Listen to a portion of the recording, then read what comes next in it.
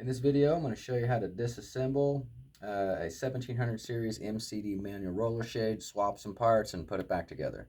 And I'm going to use MCD's new multi-tool to do that. So, first thing you want to do is take the set screw loose from the top of the bracket.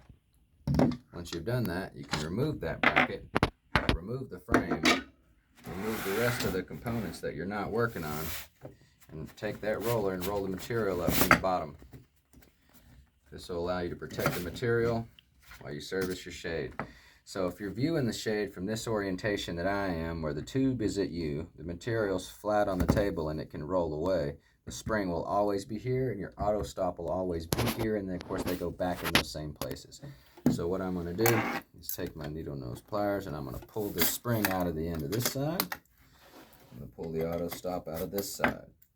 Let's say these parts were bad and I'm ready to reinstall them. So what you do is, of course, there's keys and slots, but you can put it in multiple ways, but it won't go in wrong. So just put it in any way that you can, spin it around, make sure they're fully seated with this auto stop nut. Just be sure that you run that nut down to the base, not tight, just when it touches, and reinstall that part. Roll the shade up from the bottom. Again. Put your frame back together like you found it.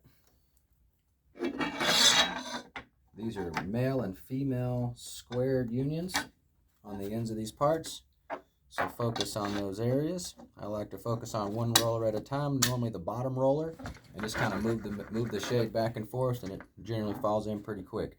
Well, now I've got my parts swapped out, the frame's back together. I'm going to put the set screw right back where I found it, and my shade is now ready to reprogram. And that's how you disassemble, swap parts, and reassemble a 1700 series MCD manual roller shade using MCD's new multi-tool.